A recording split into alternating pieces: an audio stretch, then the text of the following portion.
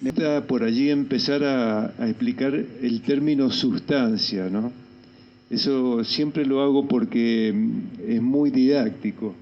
La palabra sustancia tiene un significado etimológico que prácticamente ninguna persona lo sabe, porque viene del latín. Son dos palabras que están unidas. Y lo que pasa es que antes, cuando yo fui a la escuela primaria, me enseñaron a escribirla con B, como submarino, subsuelo. Bueno, entonces, substancia viene del latín substare, porque, ¿qué quiere decir sub? Debajo. Subsuelo, submarino, subterráneo. Y stare es del verbo estar, quiere decir lo que está debajo. Entonces, esto es sustancia, ¿no es cierto? Es una fibra, le decimos fibra o fibrón. ¿Está debajo de qué? Esta pared es sustancia y está debajo de qué? Estos zapatos míos es sustancia. Todo lo que se puede tocar, pesar, medir es sustancia. Levante la mano. Hay algunos que ya lo saben o no se acuerdan. ¿No te acuerdas? Bueno, la sustancia es lo que está debajo del pensamiento. Porque este fibrón, antes de estar aquí, estuvo en la cabeza del que lo inventó. Si le quieren poner la tapita así no se seca. Está debajo del pensamiento. Supongamos que esta lapicera la creó el señor Parker. Y cuando el señor Parker muere, él no se llevó los pensamientos a la tumba. Todos los pensamientos que él elaboró para diseñar esto están acá. Yo puedo desarmarla y puedo inferir qué pensamientos generó Mr. Parker para crear esto que funciona a la perfección. Pero seguramente tuvo pensamientos al principio un poco erróneos y tuvo que hacer varias pruebas hasta que creó la tinta ideal, que no fuera ni muy líquida ni muy espesa para que uno escribiera con comodidad. También crear la puntita de la lapicera para que también la bolillita, funcionara adecuadamente, etcétera, etcétera, etcétera. Pero esto es fundamental entenderlo, que esta sustancia está compenetrada de pensamientos. Igual que esto lo desarrolló un arquitecto y bueno, le dio esta forma, con este tipo de ventanas, con esta altura, con determinado espesor, y así con la ropa que llevamos puesta o el cinto o lo que sea. Primero estuvo en la cabeza de alguien. Entonces, cuando Platón hablaba de esto, sus discípulos lo entendían perfectamente, pero pasaron 2500 años y esa sabiduría se perdió. Entonces, muy poca gente sabe de este profundo significado de la palabra sustancia, ¿no? Entonces, de aquí tenemos que darnos cuenta entonces que primero tenemos el pensamiento y luego aparece, digamos así, generamos con el pensamiento la sustancia.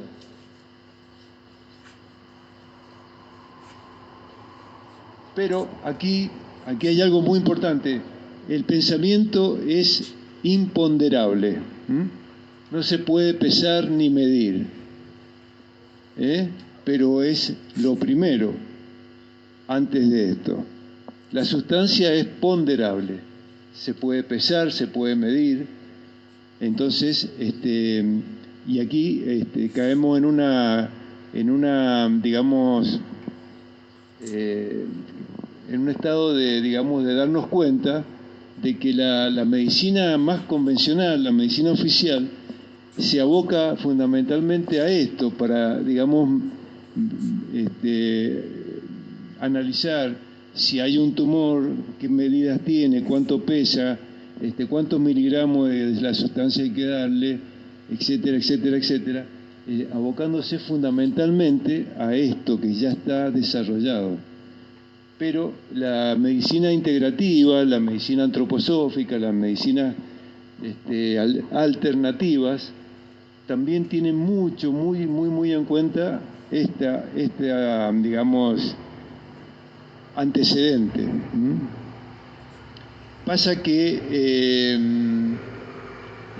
en estos últimos años la medicina oficial también se fue abocando más a poner más énfasis en este aspecto, y se fue desarrollando lo que se denomina la psiconeuroinmunoendocrinología. ¿Eso lo conocen? Psico, neuro, inmuno, endocrinología. Entonces, en esta relación no hay que invertir los términos, sino que es psiconeuro, no neuropsico, psiconeuroinmunoendocrinología. Porque primero el problema aparece en la parte del pensar, en el aspecto del pensamiento. Eso impacta al sistema nervioso, el sistema nervioso impacta en el sistema inmune y endocrinológico, y ahí aparece la enfermedad en el cuerpo físico, en la sustancia, sea a nivel óseo, sea a nivel pulmonar, sea a nivel cerebral, lo que sea. ¿Se va entendiendo hasta acá? Bueno, así como yo les hablé de la sustancia, lo que está debajo, eso sería la genética. La genética es lo que se transmite a nivel de la sustancia, de los genes de los padres a la descendencia. Pero hoy en día hay un término mucho más reciente, más moderno, que se llama epigenética. Y la epigenética nos dice que es mucho más, tan importante como la genética, lo que está por encima. Epi quiere decir encima. Entonces, lo que está encima es lo que está encima de la sustancia, y es el pensamiento, y todo pensamiento se liga a una emoción. Supongamos que Norma salió de su casa y cuando venía a mitad de camino se le mete el pensamiento de que no apagó la hornalla donde tenía calentando la leche. Y bueno, inmediatamente ese pensamiento se liga a una emoción y le genera a lo mejor un nudo en la garganta o en el estómago, le da como un espasmo, o se pone nerviosa, le empieza a latir el corazón más rápido, etcétera, etcétera, ¿no? Bueno, cuando Platón, repito, hace 2500 años, escribe un libro que lo tituló Cármides, entonces él tiene, en un párrafo del libro, menciona lo siguiente, dice así: entre los médicos helenos, los médicos griegos, dicen que no pueden curar un mal de ojo si no tienen en cuenta la cabeza. Tampoco pueden curar la cabeza si no tienen en cuenta el cuerpo entero. Porque si la parte está mal es porque el cuerpo entero está mal. Repito, dicen que no pueden curar un mal de ojo si no tienen en cuenta la cabeza, que no pueden curar la cabeza si no tienen en cuenta el cuerpo entero. Porque si la parte está mal es porque el todo está mal, porque la parte pertenece al todo. Punto aparte, abajo sigue diciendo, entre los médicos de Tracia dicen que en parte tienen razón, es verdad que no se puede curar un mal de ojo, en esa época se hablaba de mal de ojo, ahora decimos enfermedad, que no se puede curar un mal de ojo si no se tiene en cuenta la cabeza. También es cierto que no se puede curar la cabeza si no se tiene en cuenta el cuerpo entero, pero mucho más cierto es aún que no se puede curar el cuerpo si no se tiene en cuenta el alma. Eso lo decía Platón hace 2500 años y ahora lo estamos redescubriendo, digamos, en estos últimos en estas últimas décadas. Y cada vez entonces lo tenemos mucho más presente. Por eso esto de la psiconeuroinmunoendocrinología es muy importante, porque la parte psíquica tiene que ver con el alma. Esto es fundamental. ¿Se va entendiendo? ¿Hay mucha distracción con los ruidos o no? ¿Está bien? Bueno. ¿Preguntas hasta aquí? ¿Hay preguntas? No, la sustancia es lo que surge de la esencia. La esencia, digamos, es sutil, es lo que... Más cercano al alma. Claro, claro. Ahora te lo explico.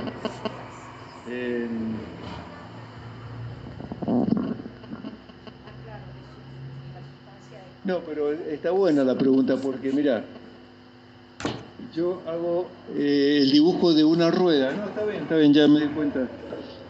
Yo voy a hacer el dibujo de una rueda de un carro, de un carro de los que se usaban antes, que todavía existen, porque es más fácil de entenderlo.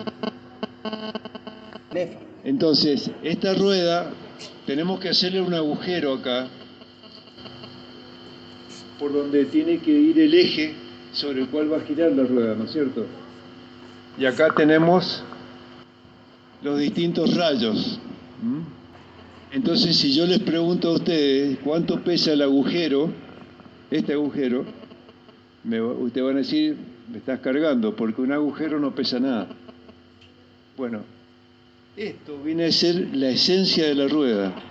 ¿Por qué? Porque si no tuviera ese agujero, no funcionaría como rueda, sería un adorno, digamos así. No podría girar sobre un eje. Esto que no pesa nada, que es nada, es la esencia, como en nosotros el yo. Nuestro yo es nuestra esencia y no pesa nada. Si no tuviéramos un yo, podríamos tener cuerpo, huesos, piel, dientes, cabello, todo, pero no tendríamos la esencia que es nuestra, digamos, lo más íntimo que tenemos, que no cambia nunca. Entonces, podemos decir que acá se produce una interfase. En esto que hablamos de la psiconeuroinmunoendocrinología, es muy importante lo que voy a explicar ahora. Cómo lo psico, que no se puede pesar ni medir, un pensamiento, una emoción que es imponderable, cómo es posible que se transforme en una enfermedad que se puede ver con una ecografía, con una resonancia magnética, con un estudio de los más modernos que existen, ¿no? ¿Cómo es posible que de acá, de la nada, entre comillas, donde no se puede pesar ni medir, repito, aparezca algo físico? Bueno, acá lo que rodea este agujero, en el caso de una rueda puede ser hierro, o madera, o otro material. Pero si esto fuera, por ejemplo, de papel, eso no duraría un segundo, porque al girar un centímetro nomás se desmoronaría, ¿no es cierto? Ese anillo que rodea el agujero, que no pesa nada, es fundamental, que sea resistente. Y en nosotros ese anillo está conformado por la parte inmunológica y endocrina. Cuando una persona tiene un shock emocional fuerte, inmediatamente la adrenalina se le va a las nubes. Y las hormonas, por ejemplo, pongamos por ejemplo la tiroides, que produce la T4 o levotiroxina, la triiotironina, etcétera, no importa los nombres, puede producirse por un estado de depresión que se baje. Entonces, este anillo que rodea a nuestro yo está en un estado digamos, como si fuera las ondas permanente, que como si fuera de un electrocardiograma o de un sonido de la música, lo que sea, está cambiando permanentemente y sube el cortisol o corticoide, baja la adrenalina, sube la T4, baja la T3, etcétera, etcétera, permanentemente. ¿Me van siguiendo? Entonces, si la persona tiene un yo fuerte, donde un estado de shock no lo voltea fácilmente, es como si desde acá, desde el centro de esta nada, que es la esencia nuestra, hubiese unas fuerzas internas que empujan este anillo hacia la periferia, y que le dan fortaleza a ese anillo desde adentro. Y esa fortaleza la da la actitud que yo tengo ante los problemas de la vida.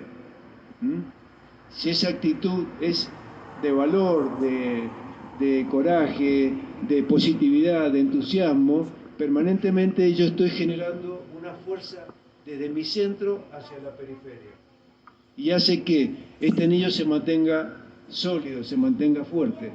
Pero a su vez también tiene que haber otra fuerza en dirección contraria para que este anillo no se, no se expanda y no tenga límites, porque se va a ir hacia la periferia y se deshace.